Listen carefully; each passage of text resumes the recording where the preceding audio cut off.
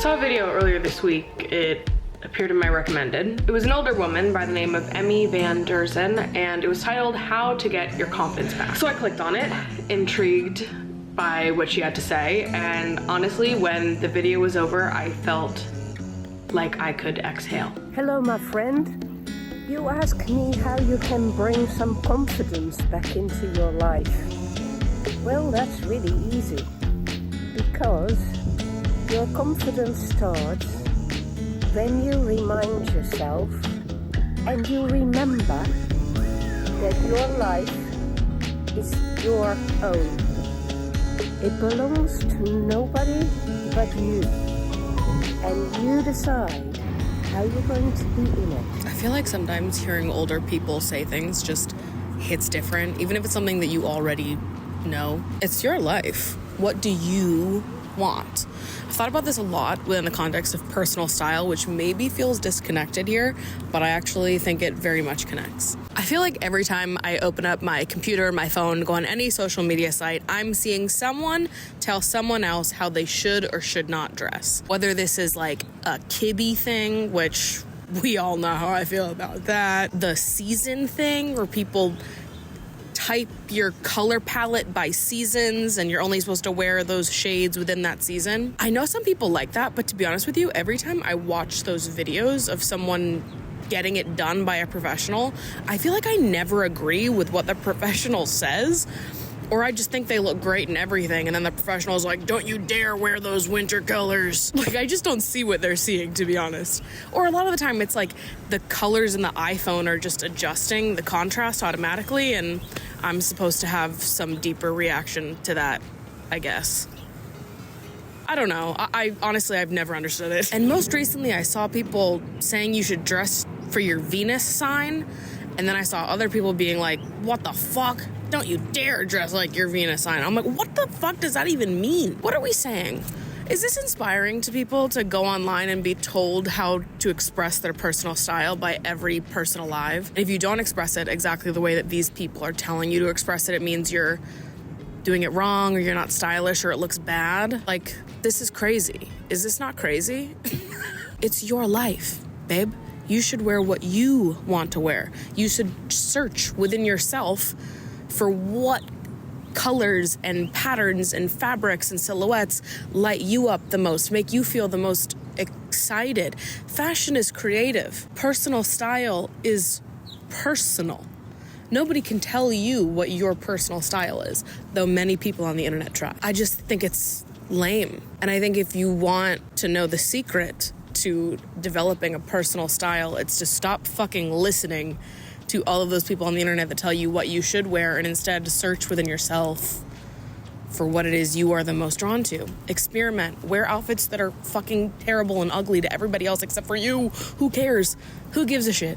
It's your life, babe. Silence all of these voices from everyone else telling you what you should do. What is really the hottest, sexiest, coolest thing? And what is it that you think is the hottest, sexiest, coolest thing? Like, we're talking self-confidence, right? If your confidence is coming from you, it's coming from believing in your sauce, believing in what you bring to the table, but you won't even let yourself be vulnerable enough to showcase what it is that you bring to the table. It's vulnerable to be yourself. It's vulnerable to wear whatever the hell that you want to wear, to dress in a way that is innately you, in a way that's vulnerable. It's a lot easier to just wear what everybody else is wearing, or to wear what other people tell you to wear, right? But how are we gonna develop any self-confidence if we won't even let ourselves show up to the table creatively? Something to think about, maybe? Is it really that surprising that the confidence you may have felt when you were younger, when you were less, held by the opinions of other people and what's cool or what isn't cool, that just scared the shit out of me. Is it any wonder that the confidence you once felt when you were younger and unburdened by the perspectives of everybody else is fleeting these days? No. It's not shocking. This is also a self-read. Let me be so clear. You decide what you want to dedicate your time on Earth to. That's where your confidence will come from. when you remind yourself who you truly are and how incredibly lucky you are to have these choices to make. You guys know I'm a big fan of data. I love statistics. This is why I loved cataloging my wardrobe. It's why I love Letterboxd. Give me the data, show me a pie chart. My nipples are hard. And Beducated ran like a 2024 sex report where they asked a ton of people what they're into, what they want more of, what like an ideal sex life looks like for them. And I was very intrigued and also represented by these results. And also Beducated is the sponsor of today's video. Hi! And this is really the statistic that sold this whole thing to me. The most popular position when quizzed about your favorite sex position, the most popular world favorite sex position was missionary. Finally, some of you are being fucking honest. It's classic, it's reliable, it's fucking awesome. I am so tired of the missionary slander, people pretending that it's not the best and most beloved position for a reason. I don't care if you think it's fucking plain. Like, I actually don't give a shit. Some of you are trying too fucking hard to seem like you're not vanilla, as if that'd be a bad thing. Why fix what isn't broken? Missionary is fucking awesome. It rocks. Anyways, there's a lot of really interesting data in here. I love it. I love a pie chart. I love a graph. Hugely satisfying to me. And if you've never heard of them, which I'm shocked if you haven't heard of them and you're a viewer of this channel, but Beducated is a sex education platform that is full of audio, video, and written guides, all with the intention of enhancing your love and sex life. And clearly, they've got some good data to back up they know what the hell they're doing. I've taken so many courses over on Beducated over the years. It's something that's helped me feel a lot more confident in the bedroom, answering all of my sex questions in a very reliable and stress-free way. And not only is it fun to consume as a solo activity, but it's also fun to consume with a partner as well. When exploring kinks or, I don't know, new things you want to try in the bedroom that maybe neither of you have never experimented with before, to watch a Beducated course together to sort of get the ropes before trying it, I think can be incredibly sexy and sort of add to the experience of it all. I get so many submissions in the box for my podcast of people asking how to better communicate their needs and wants to a partner, how to give feedback to a partner, how to suggest different things in the bedroom that maybe would satisfy them better. And honestly, I think that consuming a Beducated course together can sort of be a door open to those conversations in a way that maybe feels less intimidating. And lucky for you guys, I do indeed have a code that is upped for the sake of Black Friday. So you can use code Maddie60 for 60% off the yearly pass at Beducated. This is a huge discount. It's higher than what my discount normally is. 'Tis the season to invest in your pleasure, babes. I'm gonna drop the Beducated link in the description down below. Feel free to check it out and invest in your pleasure this holiday season. Wow, I can't believe we're in November. Aren't these the most gorgeous cutie cups ever? So funky, so fun. Literally, were on my mind for a full month before I went back there and bought them. It feels like it was worth it. And I just got home to a new package. I bought some new matcha from Nami, which is Ashley Alexander's matcha brand. Shout out, Ashley. You don't know who I am, but I love your YouTube videos. And I am just dying to try. So I feel like I should break in, christen my new cups with a little bit of Nami. Oh, I'm excited. It's not so much about not taking responsibility. It's about not taking the joy of ownership. Start with that. Bring back into your life the things that will make it shine and that will make you feel, therefore, as if you're blessed to be alive and to have this wonderful opportunity to be you. Just you, nobody else. You don't have to imitate. You don't have to do what you're told. You'll figure it out. I mean, it's easier to wear the same clothes that everyone else is wearing, to not have to make those choices yourself. And this goes for lots of other things. This is just, one lone example. It is harder to take your own path. It is easier to go along with what other people have set up for you or just mimic what you see other people doing in general. But you don't build confidence from following other people. You build confidence by making your own choices, choosing what you want to do. And maybe you do choose to do the same thing as what most other people are doing, what the people in your life are doing, but that doesn't matter. It's the act of choosing that matters. Having that personal choice within yourself. That is how you build confidence within who you are, your perspective. I don't know. I've been talking about this on the podcast a lot lately. My self-certainty in who I am, where I want to live, who I want to be, the life that I see myself living. My self-certainty has allowed me to build confidence. Has it made making decisions that are different from people that I love easier? No, of course not. There's so many moments where I think about, the fact that I live a decent amount away from my family and my lifelong best friends, that, a lot of people that I love are in the Northeast. It's not like we're that fucking far. I'm in New York, they're in Boston, Maine, but it's far enough that I can't see them every single day. And sometimes that really sucks, right? But I know that I want to be in New York, that this is where I see myself. God, I cannot tell you how supremely it fucking sucks sometimes to live far away from my sister, from my parents, from Ashley, my lifelong best friend. Like, there are moments when it really sucks to not get to share the everyday moments of life with these people that there were eras that I got to do that with. I miss the seasons of life where we got to do it together. I wish that I understood at the time how much I was going to miss that when it was over. I wish I understood that it was ending. But you don't think about those things when you're 18 and you're leaving for college. You don't think about the fact that life is truly never going to be the same as it is in that moment. Or maybe other people do. I just didn't, because I was so excited to move to New York. And the thing is I feel so confident in my choice to live here in this city, to pursue the things I'm pursuing, to live the way I'm living. Self-certainty has always been a strength of mine. But choosing a path, choosing to live here, choosing to pursue a career like the one that I am, to pursue potentially and most likely a life where I do not have children, but to choose those things knowing that a lot of the people that I grew up with, a lot of the people that have shaped me from a young age are choosing something different for themselves. I am loyal to myself. I choose to remain truthful to who I know myself to be because I have to. But that doesn't make it easy. But I'm getting to this age where people that I'm close to, people that I grew up with, are getting engaged, they're getting married, they're talking about having kids, and it's just becoming more obvious to me the ways that I am different. Of course, it would be easier to choose a lifestyle that more accurately mirrors the people that I'm closest to. Yeah, that would be an easier choice. Does it make it the right choice? No.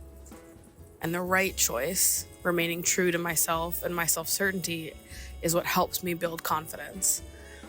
But fuck, is it hard sometimes. So when she was talking about enjoying the opportunity to be you, that really struck me. Because no, choosing to be yourself isn't always easy, but what a wonderful, spectacular thing to get to fully immerse yourself in who you are and choose to be courageous enough to be yourself completely in this lifetime. I think that's important. Clearly, individuality has always meant a lot to me. Maybe it's the Lady Gaga of it all. I don't know. Extreme disease. Oh, seriously, I'm so fucking grateful that Lady Gaga's putting out new music right now, because I feel like the timeliness of it all in my own life and my own shifts and changes and realizations, I just needed new Gaga music to guide me through this time. I believe that in my heart of hearts. And I think that's also why I loved this video so much, is that it reminded me of the old YouTube, when people would just turn on their cameras, talk for 4 minutes, upload that shit raw to the platform, no cuts. I fucking love it. Now, obviously, I also really love editing and storytelling in other ways, but there's something to be said of the short, off-the-cuff, top of the dome YouTube video. It's so good and so reminiscent of early YouTube and what made me fall in love with it in the first place all those years ago. I've actually felt so excited and so refreshed recently, really feeling like I am moving into a new chapter of life that really excites me. And I think it's due to a lot of things. Maybe some of it is just sort of par for the course where I'm at in life and what age I am. But I also feel like I've been reevaluating who and what I spend my time on. Is it reflective of the person I currently am, of the person that I want to be? And if it's not, how can I adjust that? And I feel like I've made some good changes over the last few months and I'm starting to feel the impacts of those things. And were they easy decisions? No. But were they decisions that have helped me feel more confident in myself and my day-to-day? Yes. The right decision is oftentimes the harder one. I also feel like I've just been doing a much better job at sort of seeing and experiencing myself as like a creative entity. I am always creative. I am always experiencing my own creativity in some way, whether or not it's something that other people can see is sort of neither here nor there. I've been letting myself indulge in more like, I don't know, just for fucking me projects. Really going with my creative urges as they come about. Look at this girl. Oh my goodness. So cute, Whiska. This is probably Whisk's last time in the vlog on my channel. She's getting adopted tomorrow, so not probably. Yes, this is her last time.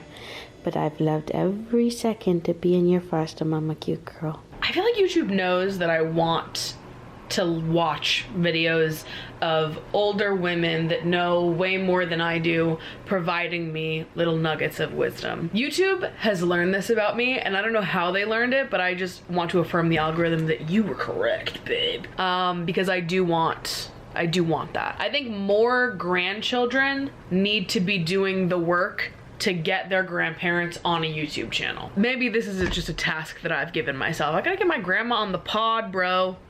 See what she has to say on the mic. My thing is, like, I feel like my family members are all very camera shy. I feel like I open up the camera around them and they're all like, hey everybody, and I'm like, guys, be fucking normal, please. But it's like I just opened up my phone and one of the first videos in my recommended was actually a video that I've absolutely seen before. Maybe I saw it clipped on Instagram. The video was titled Let Them, or Just Let Them, something like that, and it's a whole video of this woman talking about like letting people show you who they are and then like adjusting accordingly. You can't force people to be something they're not. You know, we can give ourselves so much anxiety wishing that the outcome of a situation is going to be one way or this, that, and whatever, and at the end of the day we just have to sort of let go a little bit, let people do what they're going to do, let people show up or not show up, and then we can only, you know, control how we react in those situations. Sentiments that I hold true to myself, that I believe, but it's like, it's nice to have it affirmed to you by someone that's lived much more life.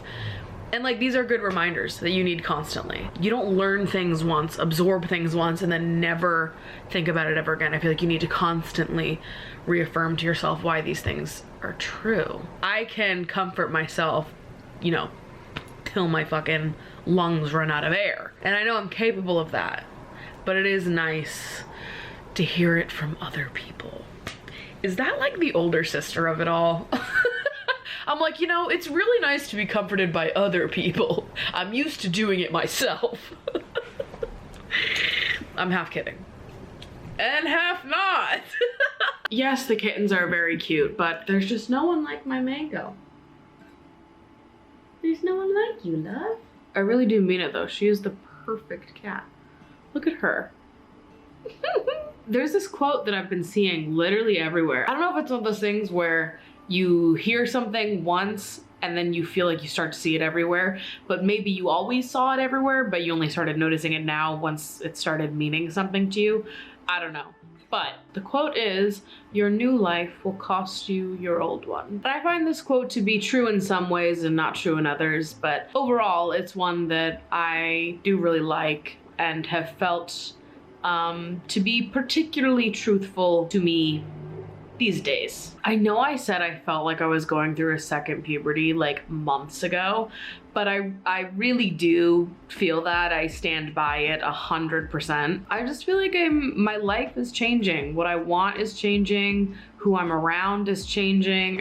I'm having like a turnover of sorts. And in some ways it feels similar to when I graduated college and it was sort of like the world was my oyster, but everything was different. And I don't feel exactly that way now, but it's a similar type of feeling where It's like, well, things are different and I'm different and everything is changing and I'm allowing it to change, and that is uncomfortable sometimes. But I'm trying to just allow things to sort of fall out of my life, out of regularity, out of necessity to me, letting the periods of unknown and the periods of discomfort excite me because of, you know, the room that it's making for something new to come in, and to allow that acceptance and that peace to bring me confidence in myself, you know, that I am ready for the next chapter of my life and whatever it brings, and that new beginnings are just open doors to becoming even more you, an opportunity to experience yourself in new ways, in deeper ways, reigniting the spark you feel with yourself in your own life, which is beautiful. And sometimes in order to gain that, you have to lose a few things. The things that I'm growing past right now, the things that are being removed from my life, I just have to assume that they're supposed to be lost and that they are making room for something new. I don't know, I've been saying I felt like I was on the brink of a new era in my life, and I'm starting to feel like the new era is here. Does that mean that it feels all comfortable now? No, life never does. But I think I feel this like newfound comfort in myself. And maybe comfort isn't the right word, maybe security is. I feel secure enough in myself to know I can handle the lulls, the discomfort, the unknowing. It's not that things are easy or fully sorted out, it's that I have built a solid enough foundation for myself to sort of weather the changes, you know? And I accept the things that have to change, the parts of me that have to change, the parts of my life that have to change or be lost in the process of bringing me to the next chapter of my life. I accept that.